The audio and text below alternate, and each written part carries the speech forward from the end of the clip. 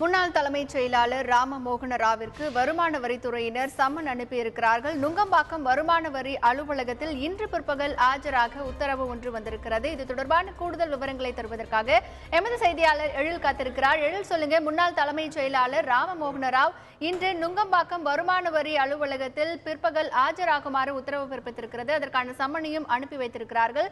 இது தொடர்பான விரிவான தகவல்களை சொல்லுங்க எழில்.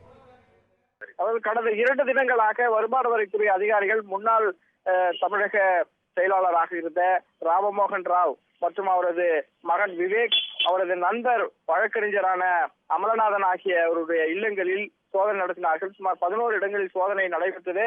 60 லட்சம் ரூபாய் பணம் கைப்பற்றப்பட்டிருக்கிறது. அதில் புதிய ரூபாய் நோட்டுகளும் அடங்கியிருக்கிறது. இதுவரை சுமார் 10 கிலோ தங்கங்களை பறிமுதல் செய்திருப்பதாக வருமான வரித்துறை அதிகாரிகள் தெரிவித்திருக்கிறார்கள். இதனை அடுத்து இந்த சோதனை இன்று அதிகாலை 2:30 மணி அளவில் முடிவடைந்திருக்கிறது.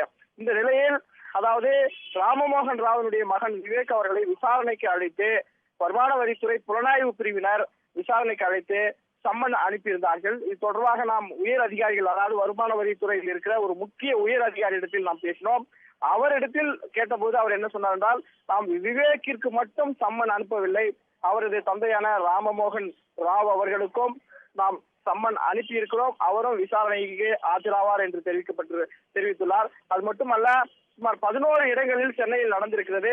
அந்த 11 பேரும் அடுத்தடுத்ததாக, அதாவது முக்கிய நபர்களை குறிவைத்துத்தான் நாங்கள் இந்த சோதனையை நடத்தினோம். அதனால் அந்த சோதனை யாரிடத்திலெல்லாம் நடத்தப்பட்டதோ அவர்களிடத்திலிருந்து கைப்பற்றப்பட்டிருக்கிற அந்த ஆவணங்களின் அடிப்படையில் ஒவ்வொருவராக ஒன்றன் பின் ஒன்றாக நாம் அவர்களுக்கும் சம்மன் அனுப்பி அவர்களையும் அழைத்து விசாரணை நடத்தி இருக்கிறோம் என்ற தகவலை அவர் பதிவு செய்தார். இன்று பிற்பகல் விவேக் அவர்கள் நேரடியாக வருமான வரித்துறை புலனாய்வு பிரிவு அலுவலகத்திற்கு வர இருக்கிறார்.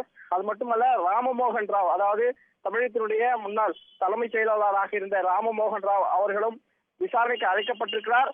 அவரும் இந்த விசாரணைக்கு வந்து நேரில் ஆஜராவார் என்ற எதிர்பார்ப்பு இருக்கிறது. அழைத்திருக்கிறார்கள், அவரும் வருவார் என்ற தகவலை அந்த உயர் அதிகாரி நமக்கு தெரிவித்தார். அது மட்டுமல்ல, விவேக் சுமார் 6 நிறுவனங்களை அவர் நடத்தி வருகிறார். அவருடைய அந்த நிறுவனங்களில் அவர் முதலீடு செய்திருக்கிற பணத்தை, அதாவது அதனுடைய பணம் முதலீடு தொடர்பாக விசாரணையை தற்போது அமலாக்க பிரிவு அதிகாரிகள் துவங்கி இருப்பதாக தகவல்கள் வந்திருக்கிறது. அது தொடர்பாக அமலாக்க பிரிவு அதிகாரிகளும் தற்போது விசாரணையை துவங்கி இருக்கிறார்கள். இதனை அடுத்து சிபிஐ இந்த வழக்கு விசாரணையை கையில் எடுக்கும். அவர்களும் தற்போது இந்த வழக்கு விசாரணை முடிந்த பிறகு சில முக்கியமாக வழக்கு பதிவும் செய்வதற்கான வாய்ப்பு இருக்கிறது என்ற தகவலும் தற்போது வெளியாகி இருக்கிறது.